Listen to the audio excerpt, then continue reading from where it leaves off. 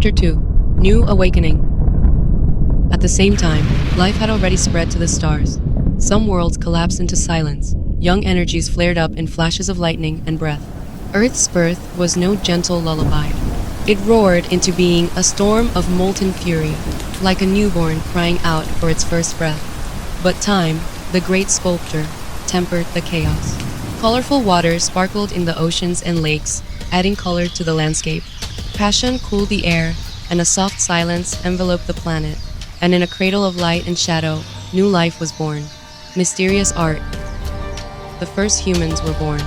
They learned to survive by watching their mother's behavior. They protected and cooperated with each other, and slowly began to build their own culture.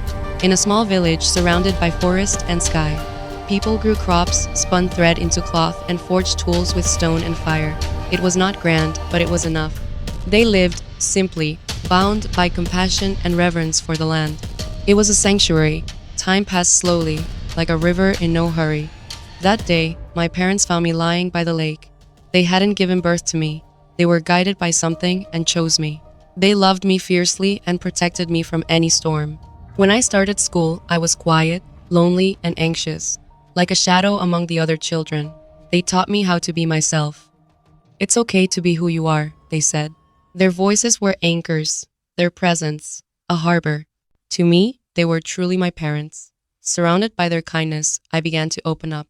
I made an effort to reach out, talk, and listen. And slowly, I made friends.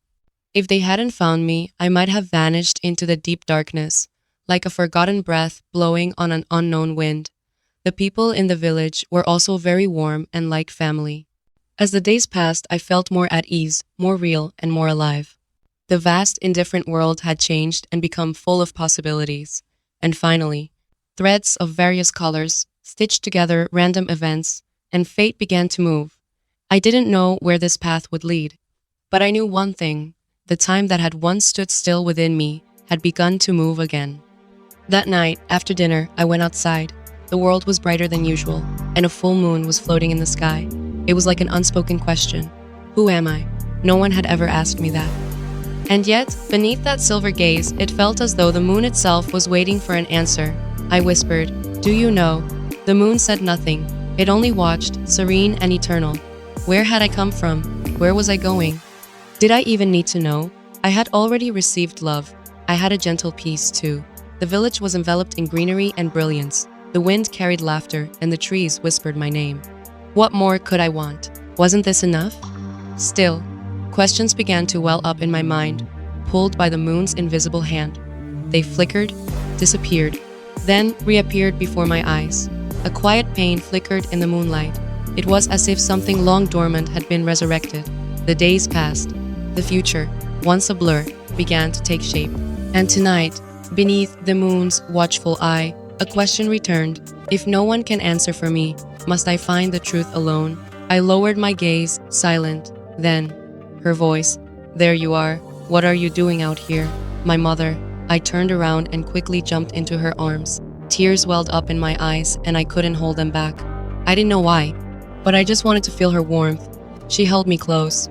"What's wrong?" she asked, brushing my hair back. "Why the sudden hug? Did something happen?" Her voice was even softer than usual, as if she already knew. I couldn't speak. She leaned in and whispered, "You've been drifting lately. Thinking about yourself, haven't you? About who you really are." I looked up, startled. She smiled. "Why don't we visit the shaman together?" The world tilted. I stared at her, unsure if I'd heard right. She understood. I nodded. "I'll ask him tomorrow," she said. "When I know the day, I'll tell you. For now, get some rest." I took her hand, warm, familiar, and we walked back inside. I had heard of the shaman. Everyone in the village knew him, but he was a character in stories. I never thought I'd actually have a conversation with him. What would he say? Did I truly want to know? The questions tangled inside me, a knot of longing and fear. Somewhere deep within, I knew the time would come when I'd have to face myself. Would it be tomorrow or years from now? I don't know who I am. If I was going to find out someday, I felt it was better to find out sooner. I felt that my strange origins made me special, and I often had precognitive dreams. Sometimes I felt an invisible presence. Those happens were enough to encourage my curiosity to slightly outweigh my fear of finding out more about myself. The silent night gradually began to lift. As predicted, dawn was beginning to break. As the time approached, I strangely felt a sense of calm. The purple light of the sky began to filter into my room, like sunlight filtering through the trees. In this fantastical landscape, the birds began to sing in harmony. The beautiful morning felt like a blessing for my new beginning, and the quiet promise of the path yet to be walked remained as an after-image. Remained as an after-image.